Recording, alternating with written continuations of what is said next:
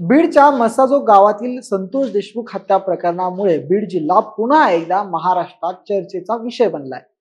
गुन्हेगारी वृत्तीमुळे गुन्हेगारी वाढल्यामुळे बीडच्या राजकारणामध्ये सुद्धा याला त्याला जबाबदार ठरवण्याचं आरोप प्रत्यारोपाचं राजकारण सध्या सर्वत्र सुरू आहे। अनेकदा सत्ताधारी आणि विरोधक काही गोष्टींवर एकत्र झालेले पाहायला मिळतात। एखाद्या नेत्याच्या विरोधात दोघेही काम करताना पाहायला मिळतात।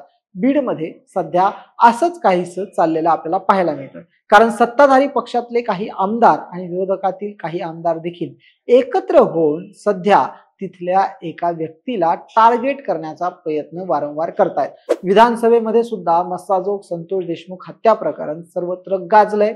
मुख्यमंत्री देवेंद्र फडणवीस यांनी आज त्या संदर्भातलं स्पष्टीकरण सुद्धा विधानसभेत दिलेलं होतं। भारतीय जनता पक्षाचे आमदार सुरेश धस, संदीप क्षीरसागर, रोहित पवार, जितेंद्र आव्हाड यांसह विविध नेत्यांनी मस्साजोग प्रकरण चांगलंच उचलून धरलेलं आहे। पण या सगळ्या प्रकरणामध्ये समोर आलेलं एक नाव सध्या मंत्री धनंजय मुंडे यांची डोकेदुखी वाढवणारं ठरतंय। ते नाव आहे वाल्मिक अण्णा कराड।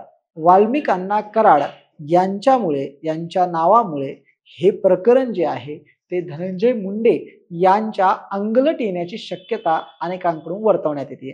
काय आहे ते प्रकरण आणि खरंच वाल्मिक अण्णा कराडामुळे धनंजय मुंडे हे कात्रीत सापडतील का, पाहूयात ह्या व्हिडिओमध्ये। नमस्कार मंडळी, मी आहे अनिकेत, तुम्ही पाहताय महाराष्ट्र भूमी। सर्वात आधी संतोष देशमुख हत्या प्रकरणामध्ये आतापर्यंत 4 आरोपींना अटक करण्यात आलेलं आहे। या हत्या प्रकरणाशी वाल्मिक कराड यांचं नाव जोडलं गेलेलं आहे। अवाडा कंपनीला खंडणी मागितल्याच्या प्रकरणात जो खंडणीचा गुन्हा आहे त्यामध्ये मुख्य आरोपी वाल्मिक कराडांना करण्यात आलेला आहे आणि त्यामुळे सध्या ते फरार असल्याचं सांगण्यात येत आहे।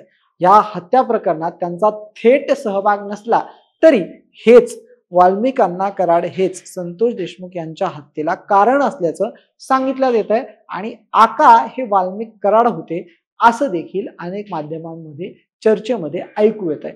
पण आता जो गुन्हा त्यांच्यावर दाखल झालाय तो खुनाचा नसून तो खंडणीचा आहे। सध्या ते फरार आहे। आज मुख्यमंत्री देवेंद्र फडणवीस यांनी विधानसभेत जेव्हा या संदर्भातलं स्पष्टीकरण दिलं त्यावेळी त्यांनी अनेक गोष्टी क्लिअर केलेल्या आहेत। मुख्यमंत्र्यांनी सुद्धा वाल्मिक अण्णा कराड यांचं नाव घेऊन संबंधित व्यक्ती कुठल्या पक्षाशी संबंधित आहे, कुठल्या नेत्यांशी संबंधित आहे, कुणासोबत त्याचे फोटो आहेत याकडे न लक्ष देता जर ती दोषी असेल, आरोपी असेल तर त्यांच्यावर थेट कारवाई करण्यात येईल असं देखील सांगण्यात आलेलं आहे। या सर्व प्रकरणात संशयाची सुई आणि वाल्मिक कराड यांचा संबंध हा मंत्री धनंजय मुंडे यांच्याशी जोडला जातोय। धनंजय मुंडे यांनी देखील वाल्मिक अण्णा कराड हे माझ्याशी संबंधित आहेत असं एका पत्रकार परिषदेत पत्रकारांनी दिलेल्या विचारलेल्या प्रश्नाला उत्तर देताना सांगितलेलं आहे। वाल्मिक अण्णा कराड आणि धनंजय मुंडे यांचे संबंध संपूर्ण महाराष्ट्राला परिचित आहेत।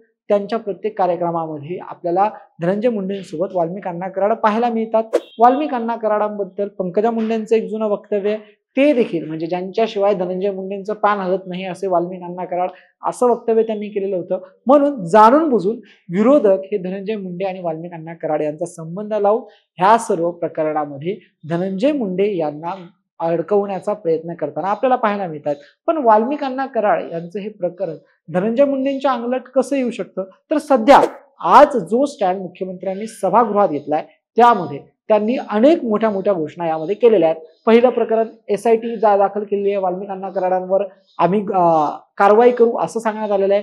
बीडच्या SP ची बदली करणार असं सांगितलेलं आहे। सोबत तिथले जे वाळू, अवैध वाळू उपसा जो चाललेला आहे, भूमाफिया जो आहे, खंडणीची प्रकरणं काय आहेत, या सगळ्या प्रकरणावर ऍक्शन प्लॅन ठरवून 3 महिने 6 महिन्याच्या आत ही सगळी प्रकरणं, गुंडागर्दी, गुन्हेगारी कशी संपवता येईल यावर आम्ही एक विशेष काम करणार असल्याचं सुद्धा देवेंद्र फडणवीसांनी सांगितलेलं आहे। देवेंद्र फडणवीसांनी बीड जिल्ह्यातील वाढत्या गुन्हेगारीला आळा घालण्यासाठी जे काही आवश्यक प्रयत्न करावे लागतील ते आम्ही करणार आणि गुन्हेगाराला कुठलीही हैगय त्यामध्ये करणार नाही, कारवाई त्याच्यावर होणार अशा पद्धतीचं वक्तव्य देखील केलेलं आहे। आणि या सगळ्या गोष्टींमध्ये सुरेश अण्णा धस जे भारतीय जनता पक्षाचे आष्टीचे आमदार आहेत ते देखील वारंवार यांचा आका कोण आहे, यांचा आका मंत्री आहे अशा प्रकारची विधानं करून अप्रत्यक्षरित्या का होईना धनंजय मुंडेंवर टीकेची झोड उठवताना आपल्याला पाहायला मिळतात।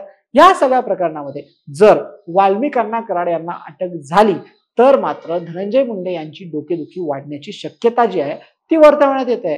धनंजय मुंडे यांचे विश्वासू हे जर या गुन्ह्यांच्या प्रकारात सामील असतील, ऍक्टिव्हेट असतील, हे सगळ्यात जर त्यांचा सहभाग असेल तर त्याचा थेट फटका धनंजय मुंडे यांना बसू शकतो. एव्हाना धनंजय मुंडे यांनी मंत्रिपदाचा राजीनामा द्यावा अशा पद्धतीची सुद्धा मागणी काही आमदारांकडून करण्यात येते.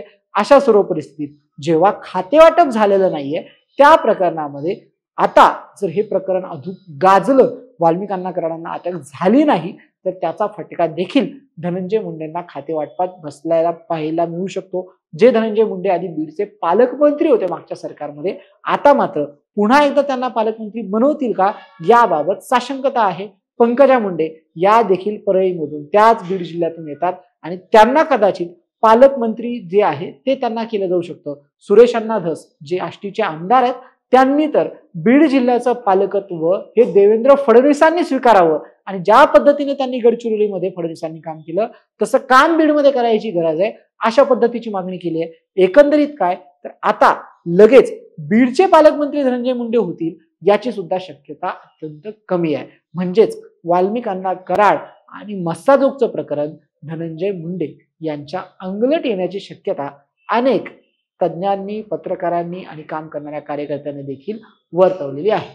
मस्साजोग प्रकरणात नेमकं काय होतं, वाल्मिक अण्णा कराड यांना अटक होते का, आणि जर ती झाली तर धनंजय मुंडे यांच्यासाठी हा किती मोठा पॉलिटिकल सेटबॅक असेल या संदर्भात आपण सर्व जाणून घेऊयात. तोपर्यंत जर महाराष्ट्र भूमीच्या YouTube चॅनलला सबस्क्राईब केलं नसेल तर नक्की सबस्क्राईब करा. धन्यवाद.